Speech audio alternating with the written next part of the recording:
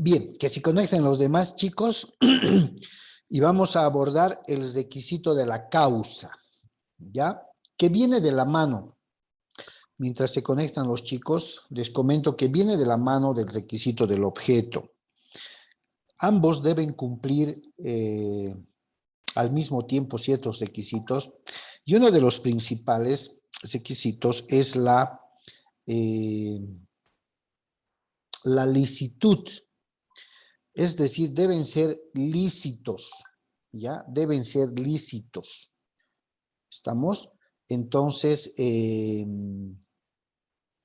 cuando no hay licitud en el tema, entonces, lógicamente, estamos frente a invalidar el contrato, ¿cierto? Estamos frente a invalidar el contrato. Y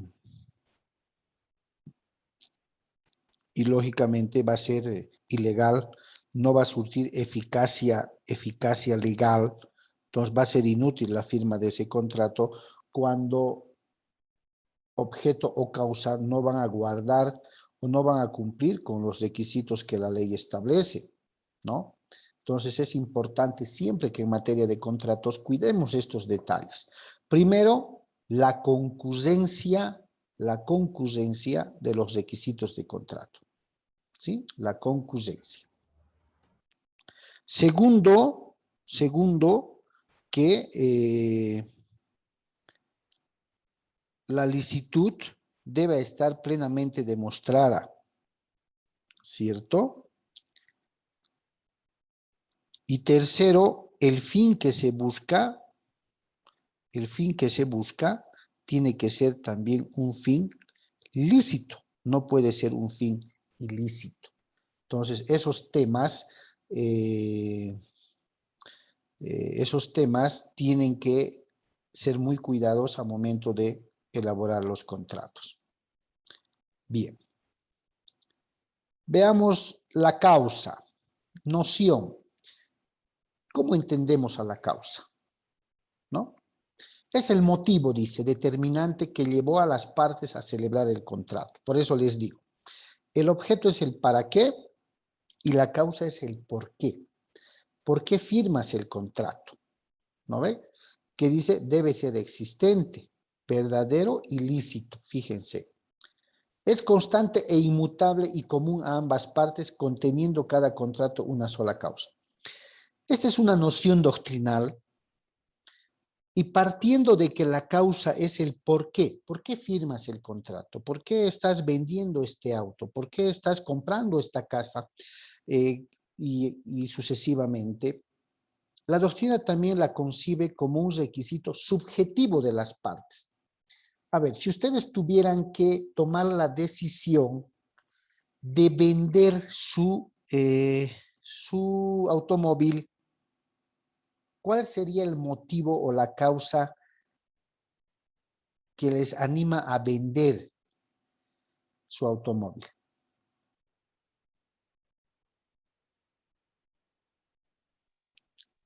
¿Una causa, doctor? Sí, ¿por qué venderías? O sea, ¿cuál sería el ¿Por motivo de necesidad vender? puede ser? Ya, necesidad. Otra. Porque ya no lo estoy usando. Ya, perfecto, no lo estás usando. ¿Quién más? Porque quiero cambiar, doctor. Muy bien, quiero renovar, ¿no? Quiero actualizar mi carro. O sea, se pueden presentar tantos motivos dependiendo de cada persona, ¿cierto? Dependiendo de cada persona. Pero la causa siempre va a ser existente, es decir, siempre va a existir un porqué. Porque ya no lo estoy usando y me ocupa espacio en el garage, porque necesito, ¿no? Necesito efectivo, se me ha presentado una urgencia que solamente la parte sabe, o porque quiero renovar, me han hecho una buena oferta para poder renovar. Tantas causas, razones o motivos que pueden generar llevar a las partes a celebrar un contrato. ¿Es lícito? Sí, claro, dependiendo de la necesidad. Pero también hay causas lícitas cuando esos motivos comprobados lógicamente han generado que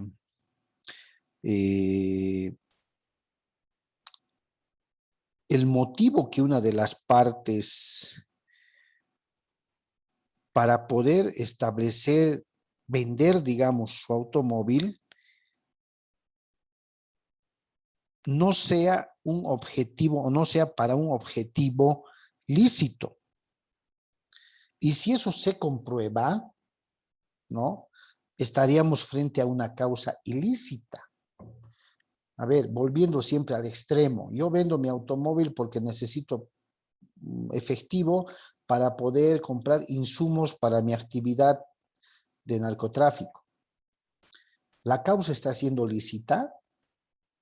El momento que me pillen, que me encuentren y se abra la investigación de dónde salió el dinero, tendré que decir, a ver qué bienes tenía este señor, se ha deshecho de este bien. O sea, la causa es ilícita, es contrario al orden público, contrario a la normativa.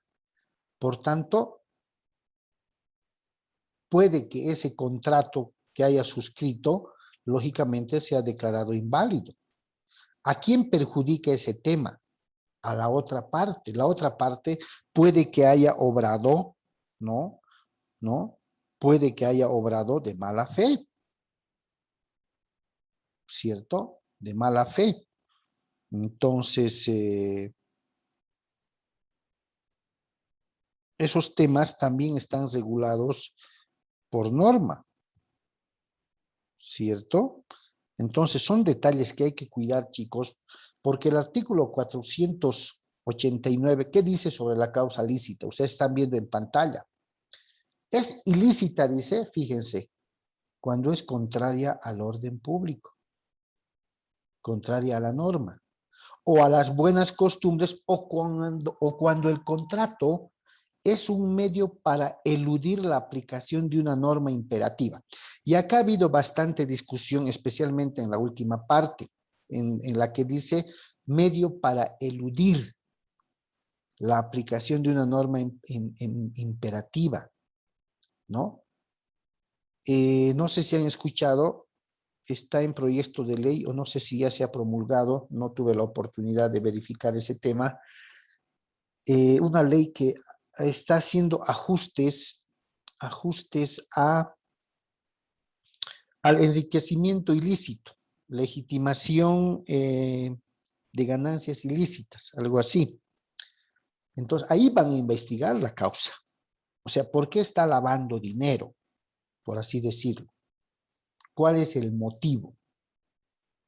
Fuera de que ese accionar es ilícito, también van a concuasarla con la causa, digamos. ¿Y por qué con la causa? Cuando esta persona ha firmado contratos precisamente para un lavado de dinero, digamos. ¿Qué están haciendo ahorita las notarías? Les comento. Tienen cruce de información con el CEGIP. Cuando ahora se presenta un documento para su protocolización, reconocimiento de firmas u otorgación de poder, presentamos siempre las fotocopias de carnet, ¿cierto? Los notarios cruzan esta información con los registros del CEGIP, imprimen un reporte de nuestra cédula y en el reverso una carta de autorización que firmamos como si les hubiéramos dado la autorización para poder imprimir esos datos personales. Segundo, tienen cruce con el CERESI y ahora les han implementado un cruce con la Unidad de Investigaciones Financieras. El otro día yo tuve una observación de una notaría en la que uno de mis clientes, que es el papá, tiene 2 hijas, está viajando al exterior y toma la decisión junto con su esposa de transferirle a sus 2 hijas de 22 y de 21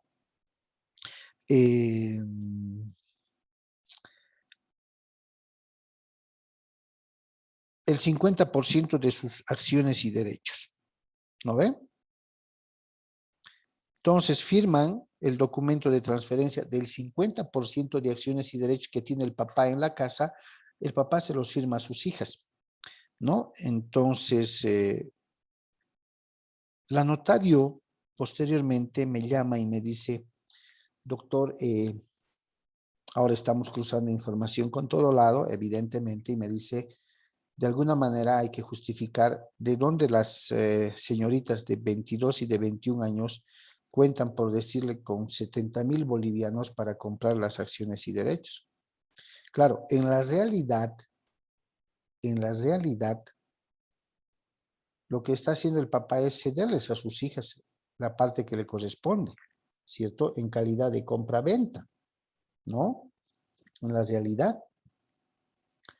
Pero en el contrato, como es un contrato de compra-venta, se está haciendo ver que las chicas están comprando el 50% de acciones y derechos del papá. Entonces, la unidad de investigaciones financieras está compartiendo información con las notarías para que en aquellos contratos donde existan sumas de dinero, primero exorbitantes, se investigue de dónde ha salido, de dónde la persona que está comprando tiene esa cantidad, en qué trabaja, cómo genera, y por otro lado, una persona que no genera, pues cómo puede tener cierta cantidad de dinero. Y ahí están atacando a la causa, ¿cierto? Ahí está, dice, cuando es contrario al orden público y a las buenas costumbres, ¿cierto? Entonces, cuando es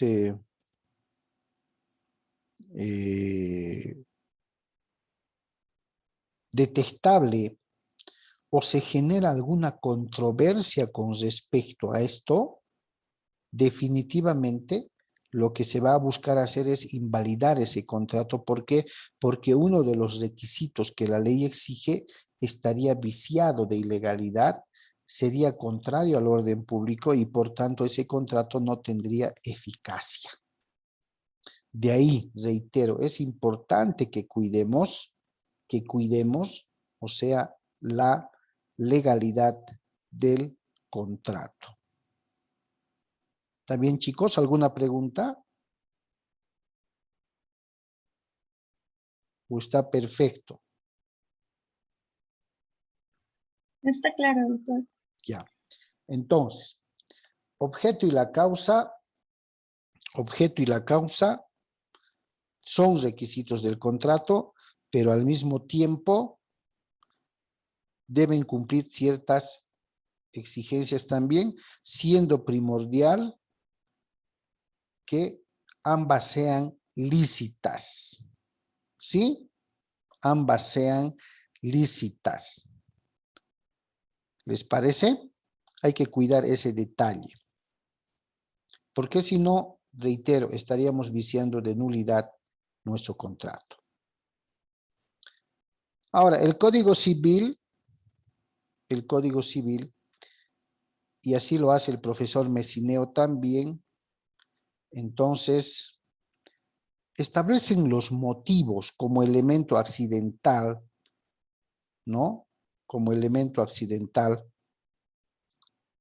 para la formación de los contratos. Por eso el artículo 490 también habla del motivo ilícito. Fíjense que el 489 habla de la causa ilícita y el 490 habla del motivo. Y establece que el contrato es ilícito cuando el motivo que determina la voluntad de ambos contratantes es contrario al orden público o a las buenas costumbres. Acá hay que ser muy objetivos.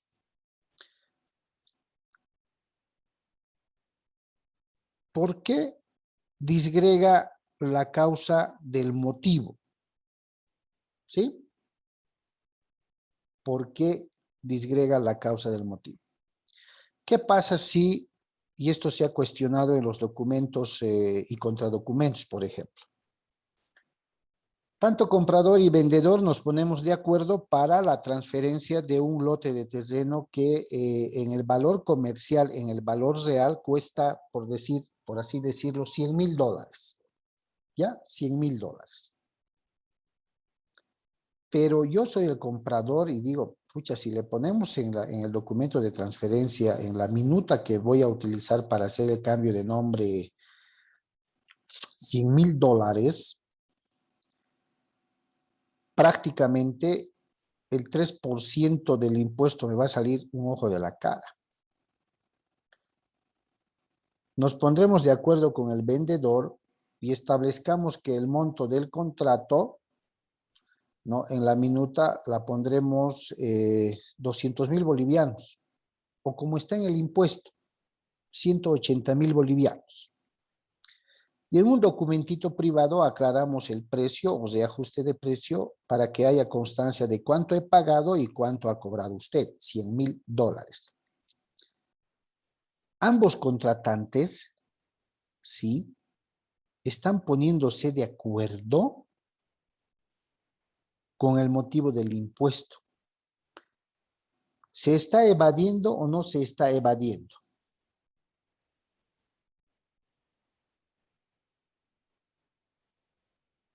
¿Qué creen?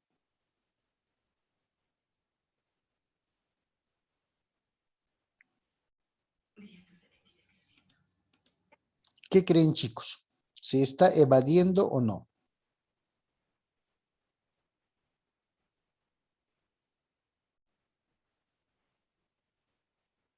¿O está Sí, doctor. bien? ¿O está bien el trato que están haciendo las partes? No, doctor. ¿Y se hace o no se hace? Técnicamente sí se puede hacer, pero no se debe hacer. Sí, esa es la palabra exacta. Se hace, pero les cuento que ahora, debido a la revisión también de la norma, antes lo que se hacía es la minuta, que es el documento para hacer el trámite de cambio de nombre, ¿cierto? Llevaba un monto catastral. Es decir, el monto que en el impuesto de pago de impuestos anuales figuraba en la base imponible. ¿Ya? Listo. Y en el contradocumento se ponía el precio real. Ese contradocumento no iba a ningún lado, sino quedaba entre las partes. No iba a ningún trámite ni nada. Solo era la constancia de cuánto pagó el comprador y cuánto recibió el vendedor.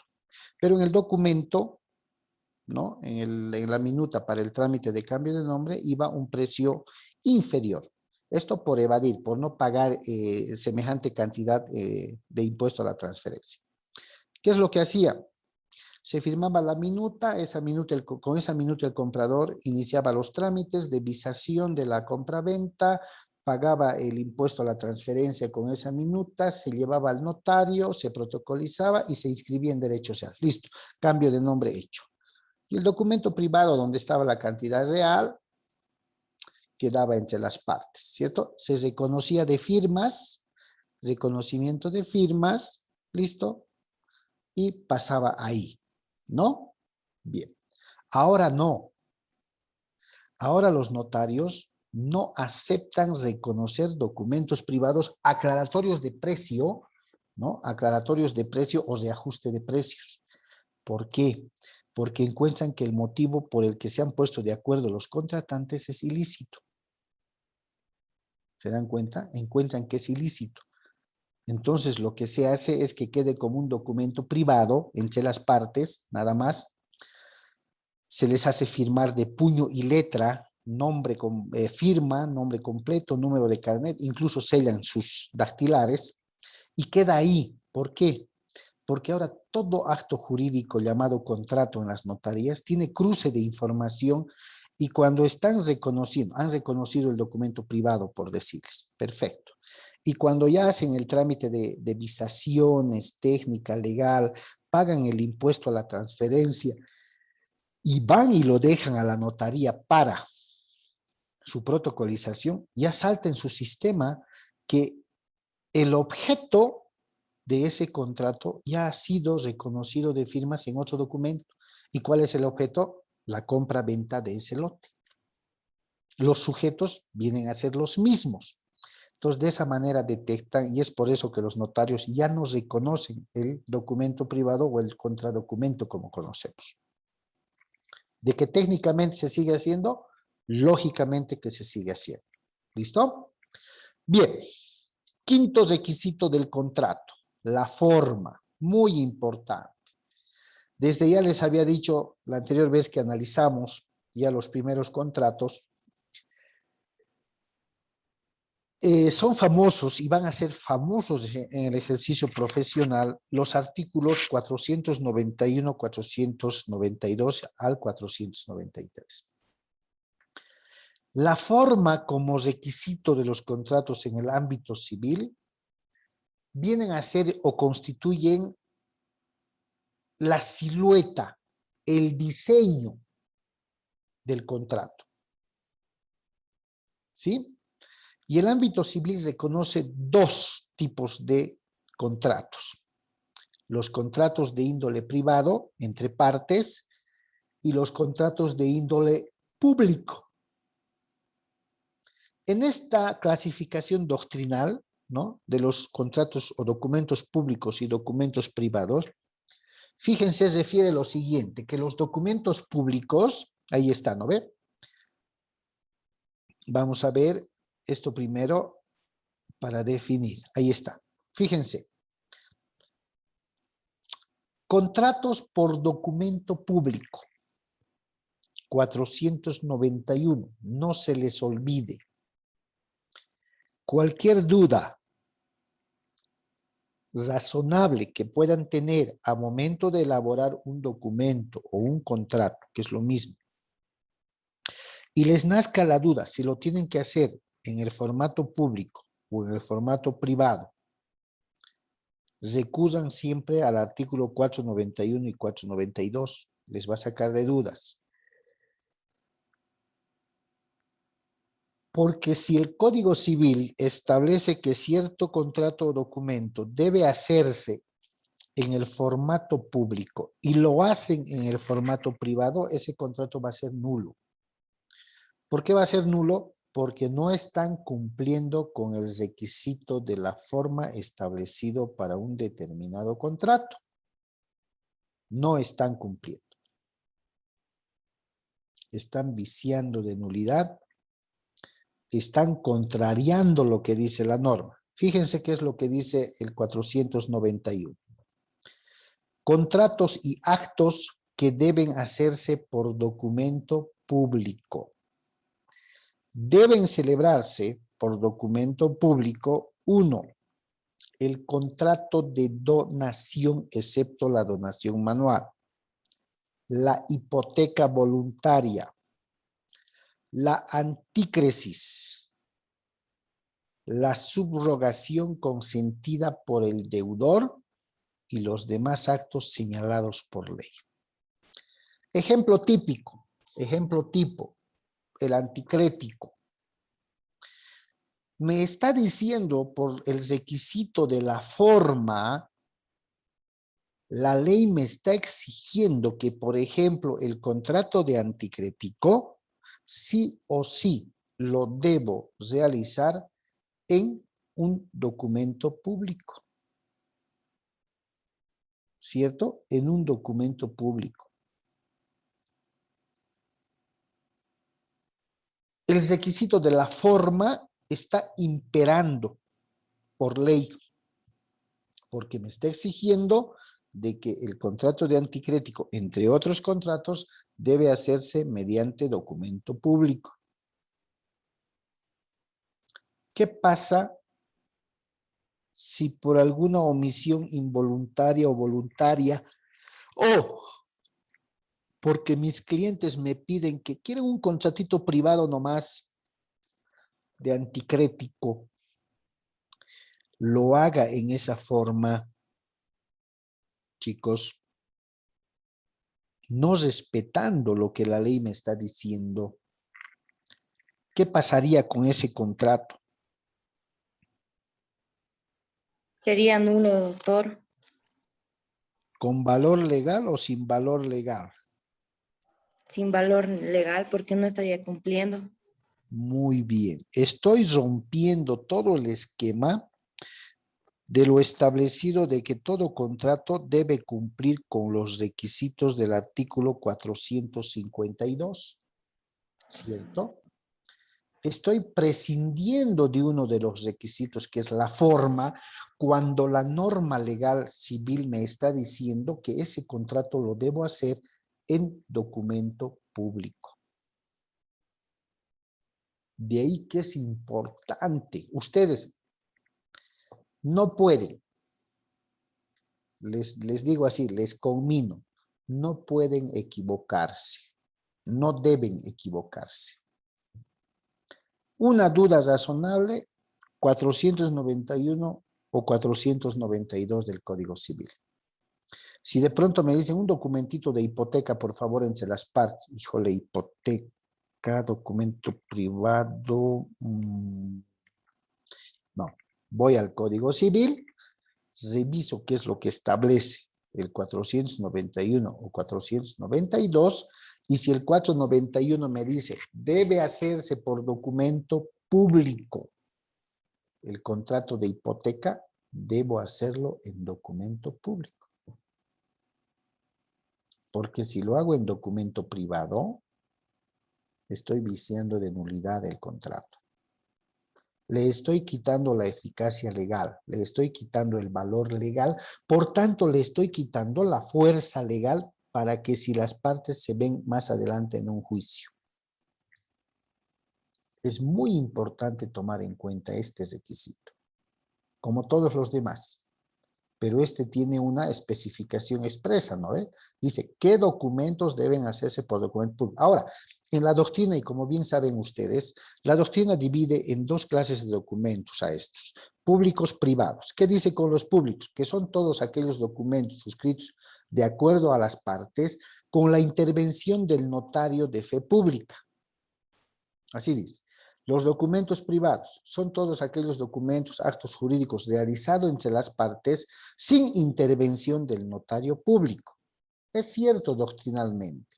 Si yo hago un documento solamente entre nosotros y no está firmado, no está protocolizado o reconocido por el notario, se asume que es un documento solo entre partes, privadísimo como partes. No está interviniendo el notario, ¿cierto? No está interviniendo. Pero si yo le presento este contrato debidamente celebrado por las partes con ciertas formalidades y le pido que protocolice ese documento, lo estoy transformando en una escritura pública o documento público. Pero le presento otro contratito de alquiler y le digo, solo queremos reconocimiento de firmas, doctor o doctora.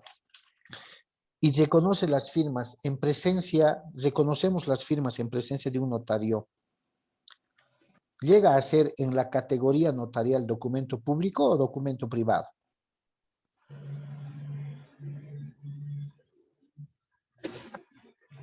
¿Cómo dijo, doctor?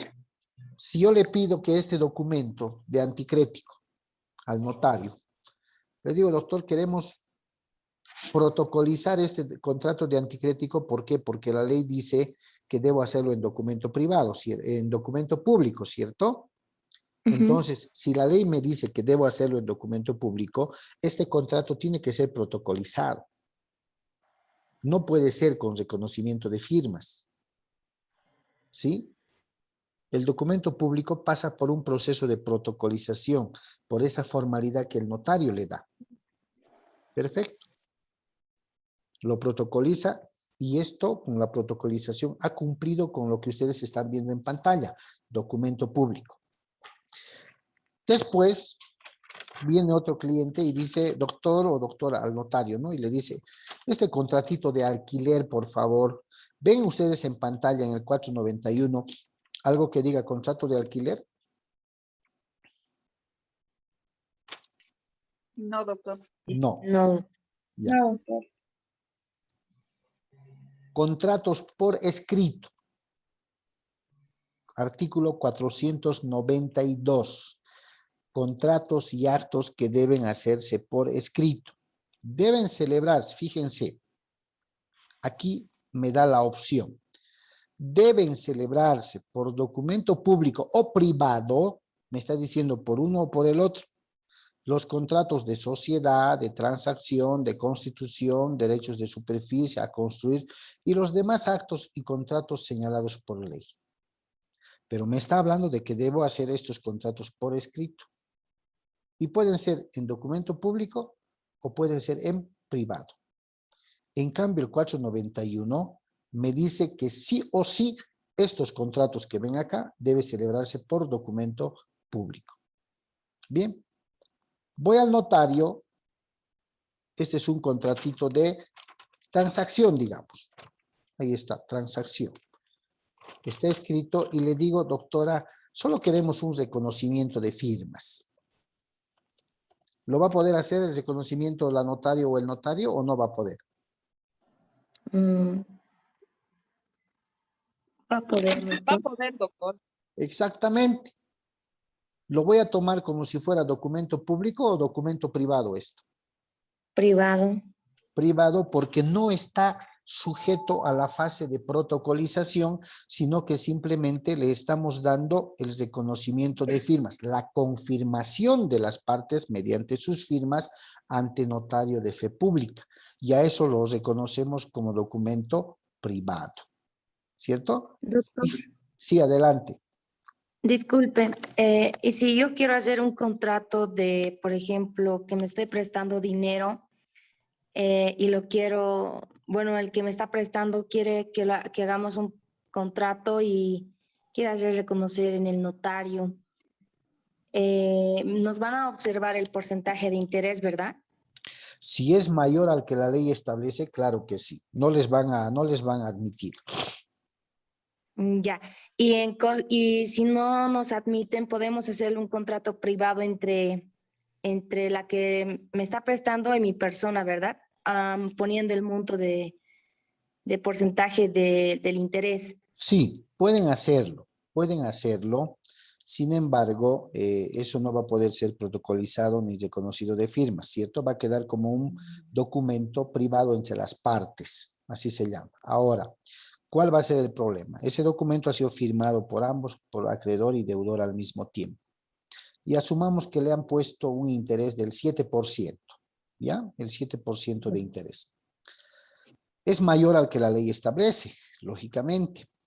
Sí. No va a pasar nada si como un pacto de caballeros, vale el término, ambas partes cumplen, ¿cierto? No va a pasar nada. Llega el momento de devolver, te devolverán, digamos, listo, aquí muere, tacharán el documento, lo romperán o cancelarán ahí. El problema se va a presentar si en algún momento la relación entre acreedor y deudor se complica, se fricciona y llegan a un proceso judicial. Ese documento aún tenga un porcentaje de interés elevado fuera de la norma legal, puede ser presentado a un proceso porque el juez automáticamente y en la primera decisión que tome, lo va a rebajar el interés a lo que establece la ley, al 3% mensual. Automáticamente. No va a ejecutar el documento con el interés que sobrepase el 3%. Lo va a bajar. En una providencia o auto va a disponer que, conforme el artículo tantos, se dispone que el interés mensual es 3%. Listo. Pero sí puede ejecutarse con esa salvedad, con ese saneamiento que le dé el juez. ¿Listo? Listo, doctor. Ya. ¿Alguien más, chicos? Doctor, ¿y me va a poder devolver el monto de dinero con ese interés, verdad? ¿O el Claro. interés se lo va a quedar? No, claro. El capital se devuelve. El capital no se toca porque es la suma líquida. ¿Se acuerdan cuando vimos en obligaciones? Suma líquida, el capital. Suma ilíquida, los intereses, los réditos, las ganancias. Entonces, ¿cuál ha sido la anomalía en ese contrato? Que se ha sobrepasado el porcentaje de interés. El capital no se toca. Entonces, en vez de pagarme 7% en el ejemplo puesto, el juez lo va a bajar al 3% porque es lo que dispone la ley. Entonces, el juez no podría avalar que el interés sea mayor porque, como bien decía hace un momento, creo que Ninoska o Natalie, estaríamos frente a una usura, ¿cierto? La usura es el cobro excesivo de intereses por encima de lo que establece la ley. ¿Listo? Sí, está bien, doctor. Ya, bien. Doctor, Adelante. ¿y un documento puede ser protocolizado y también reconocido las firmas o No. solo tiene que ser uno? No, no. Lo que sí es protocolizado es la máxima formalidad o solemnidad que se le puede dar a un contrato o a un documento. ¿Por qué? Porque si yo quiero protocolizar este escrito, digamos como ejemplo, yo quiero protocolizar esto que yo he hecho como abogado para las partes, que está en papel normal, ¿cierto? O jabón, y lo voy a protocolizar ante el notario, ¿cierto? El notario va a aplicar la formalidad de protocolización. Esas hojas de ese documento, ¿no? Se van a quedar en la notaría y el notario me va a entregar, les voy a mostrar, aquí tengo una fotocopia, me va a entregar un formulario notarial así, con carátula y en formularios notariales, sin escritura pública.